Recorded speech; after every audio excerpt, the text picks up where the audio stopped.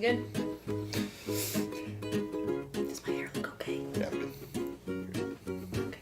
All right. Here we go. Hi guys. I'm Morgan, and this is Eddie. Yep. And we are Nerd Wife, Nerd Life. We're super excited to talk about our second ever GenCon experience. This is our recap video. Here we go. So let's talk a little bit about the con experience in general for those that have never been to GenCon. Our parents who were going to watch this who are like, what did you just spend your whole weekend doing? Yeah, exactly. Hey, Mom and Dad. Yeah. So, and everybody that they share it with on Facebook, I guess. Yeah, exactly. So GenCon is the second largest in the world, first largest board gaming convention in North America. Essen's bigger. Yeah. So That's what people keep saying. I don't know. Anyways, it sold out on Saturday. I saw the sign for it. Will call line was ridiculously long for like Wednesday and Thursday. Like we came in on Thursday, already had our tickets, and will call line was extremely long. Yep. Get your stuff mailed to you. It's worth the $10 that it costs to get it done. So anyways, lots of people, but just lots of things going on. The con experience is a lot of people, a lot of things, and we're two introverts. I'm somebody who has my own battles and struggles with anxiety, and it doesn't bother us that much. The first day I got a little overwhelmed a couple times, but we just took it easy. We went, Rio Grande Games and CGE have rooms that you can go in for free and play in their games. And Rio Grande has food and drinks and stuff. It's amazing. And so when we got overwhelmed, we just kind of, let's just sneak up there. There weren't a ton of games we wanted to try from them. Yeah, but it's like we played Jump Drive and we had like coffee and soda and like pretzels. And we just took a breath. We didn't have to leave the con. We didn't do anything. We just sat down, just the two of us, and we got to just kind of refresh a little bit from that. And so yeah, it's amazing to me, like all of the different things that are going on, because a lot of like at least like board game people think of it as a board gaming convention, which I would say that's like most of it. Like if you go in the dealer hall, it's mostly like board games and like board gaming accessories or related things, or like role-playing game books. Then that's like second tier priorities. Sure, but well, I don't know. I don't even know about that. There's a ton of people there just for that kind of stuff. But it's all just like tabletop gaming and stuff. Then there's also like artists, and there are people doing workshops for different like arts things, or like discussion groups and stuff like that. Panels. And then there are like tons of different like RPG kind of things going on. Some like LARPing and there's something like for True everybody. Dungeon and cosplaying and stuff. And it's like crazy, just like the expanse of stuff that's going on. So it's like we're there and it's like, oh yeah, we're doing this, this, and this, and then there are just like thousands of other people there that have like completely different agendas. Yeah, like they're just like I'm sure there are a ton of people that go there that are just like have no interest in just like board gaming, and like there's still like so much stuff for them to do that it's like more than worth it to attend. So it's like that whole like prospect is awesome to me. That it's just kind of like it's like this just massive amalgamation of stuff. Like you have like all those like Renaissance like musician groups that are just like playing in the hallways and stuff, and like there's like this one group that always does like a pirate song, and we always happen to be passing by while they're doing like the same exact song. We literally heard the same song 3 times.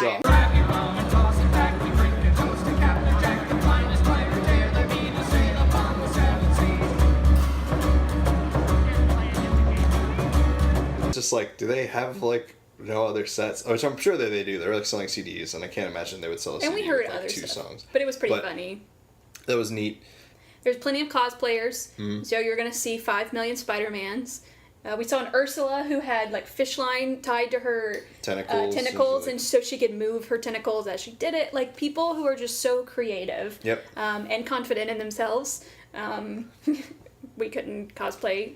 We might sometime, but we'll see. It's not our jam in general.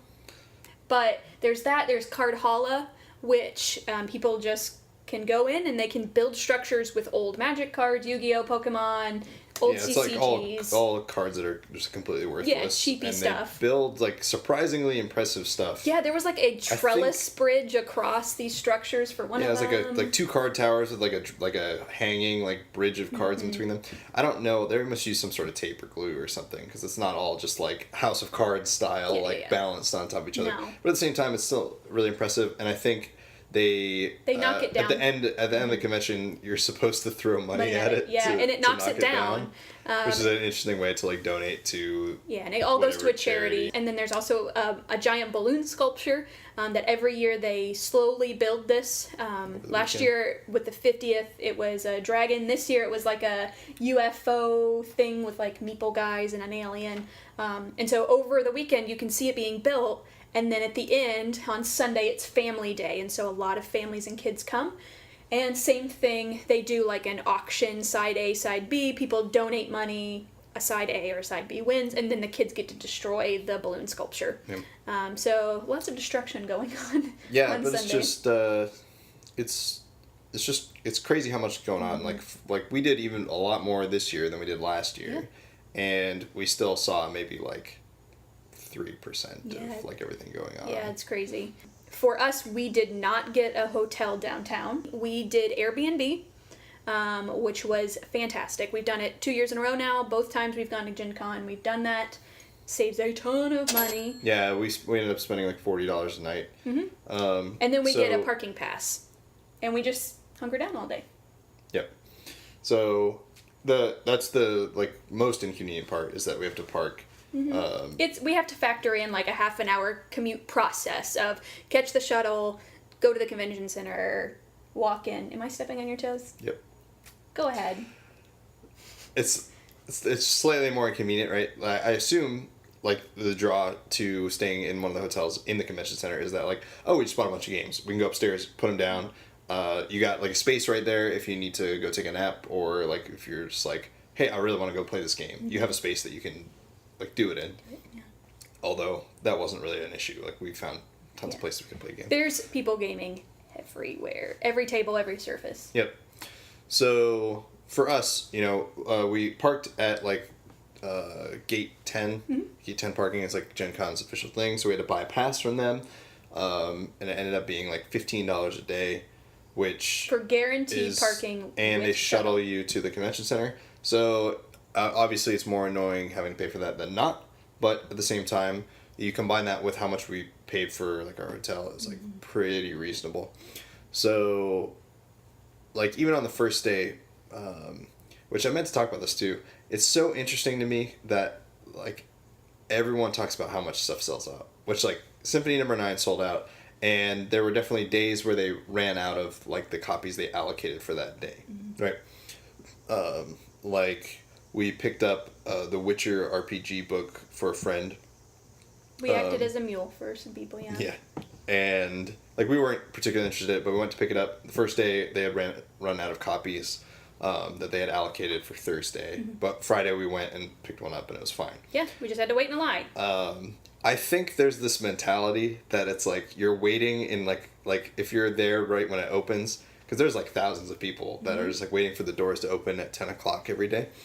And like everyone has just like visions of like people like stampeding like Black Friday like get out of my way and like trample to death like terrible things to get their stuff. They're like sprinting to like go get games, and like none of that happened. Like everybody was like pretty like reasonable. They did have a mantra at the beginning before they opened the doors. Like person over the mic was like, "Say it with me, do not run." Yeah, it was funny. Do not run. But like nobody did. I didn't see anybody going nuts for stuff. Everyone was generally like.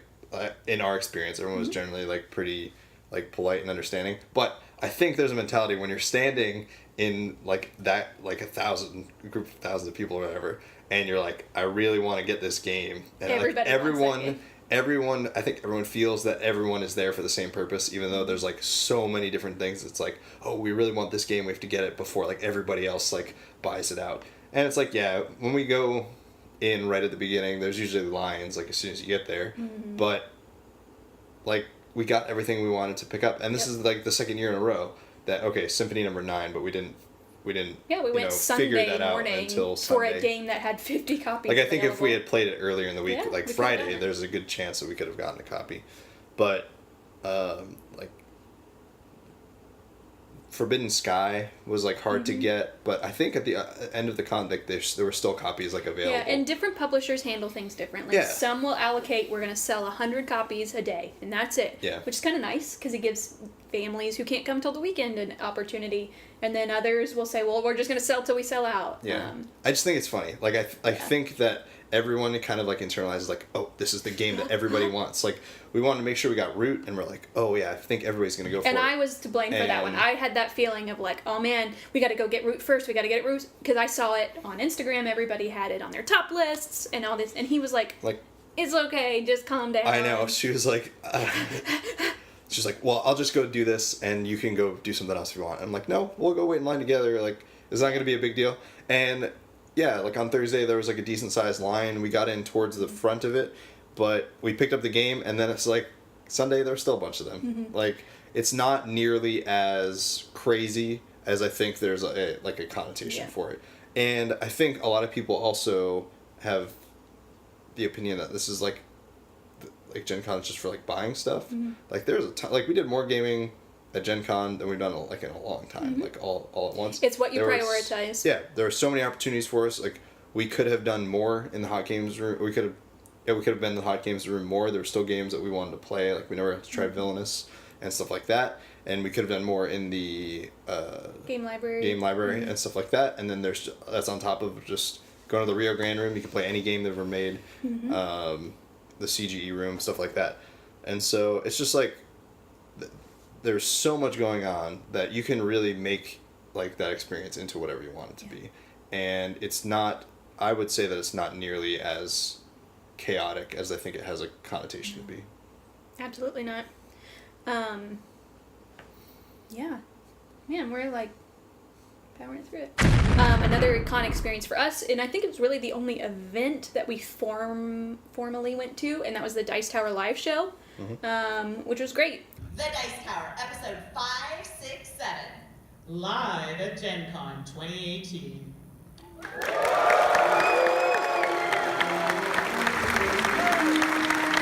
It was awesome. Entertaining. It's relaxing too. Of like, okay, I'm in an air-conditioned space sitting for a couple of hours. Yep. I think the show is 2 hours this year. For some reason, I think last year I thought it was 1. But no, I think it was longer. Yeah.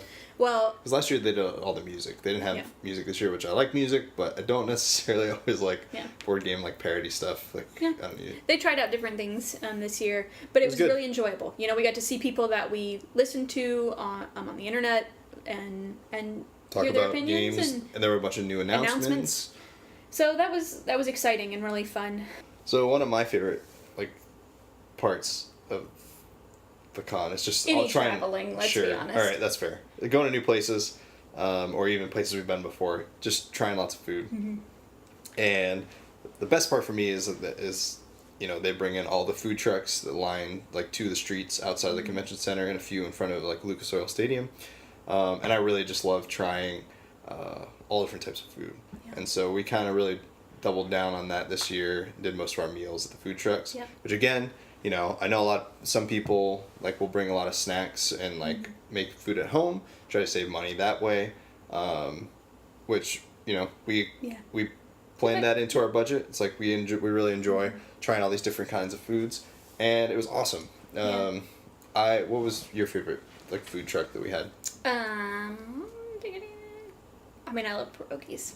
Yeah. We found that one last year, and we knew it was coming back, and so I actually had it twice. Technically, we had it as a late night snack, and then for lunch another day. It's fried pierogies, and they're kind of like smothered in bacon and cheese. Yeah, it was good. What about you? I got a lobster roll the first day because I wanted to see if I didn't know. In a landlocked state, how good is their lobster? Yeah. And it was really good. It was interesting to me because it was like a patty, like it was like a round bun, but it was really good. It was tasty, But your top one wasn't the lobster roll. No, my top one was the taco truck. So I have a strategy for like food trucks. Is like the worse that they look, like the better the food is. I guess I know like some people think that they're like if it looks like a hole in the wall. They usually have good food.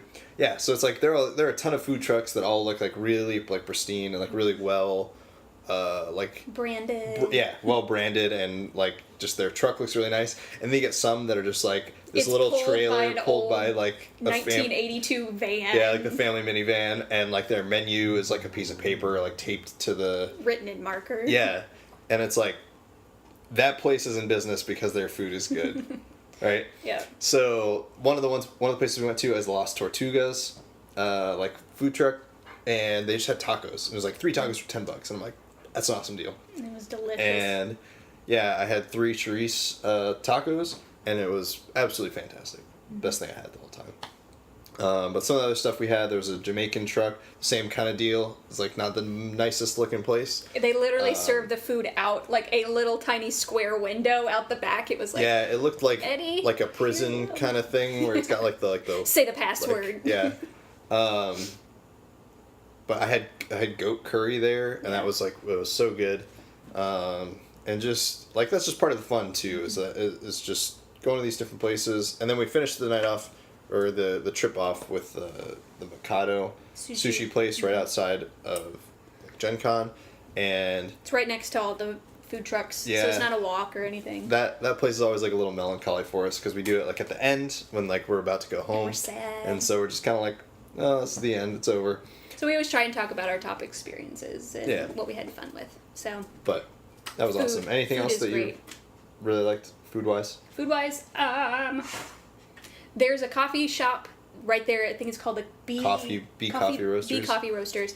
And I don't know if it's like this all the time. We have an ongoing debate about this, about whether it. But they just do everything kind of nerd culture. So there's Star Trek stuff. There's Yeah, they D&D have like things, themed drinks. So they Themed have like drinks. the Doctor Who drink. They have like the Game of Thrones drink. and even like a sign says like the joke of like a cleric, a rogue, and something else walks into a coffee bar, Yeah. and like they just get into it, and all of the staff have kind of nerdy shirts on, and it's just delicious and caffeinated. And like they had this year, I don't know if they did it last year, if you come so many times during the con, you can get like a certain die, and our dog is going to join us for the thing. Hello, sir. Yeah, But it was good. It was good and delicious, and they were very kind and efficient with the long lines. You should be quiet. So that's our Gen Con experience. It's awesome if you can go sometime. But don't ever feel like you're missing out if you're not able to go. Yeah. So in general, we just want to say also that the people that we get to meet at Gen Con is part of what makes it great. We interact with a lot of people on Instagram. Follow us at NerdWifeNerdLife. Mostly me. You'll see a lot of pictures of him commentated by me. Reading. And sometimes this guy. But we got to meet a lot of people. Board Game CA. She was at the Indie Boards and cards. Boards and Cards booth.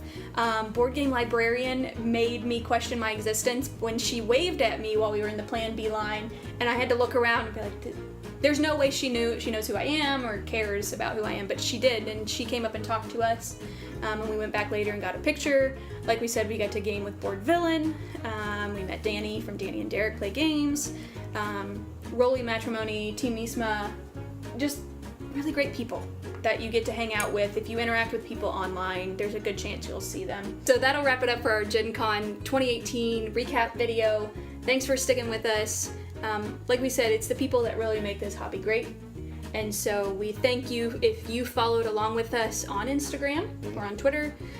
If you interacted with us at all during that time, it's great to share it with people online. And thanks for sticking with us on this really long video. So, do you have anything else you want to say? Thanks for watching.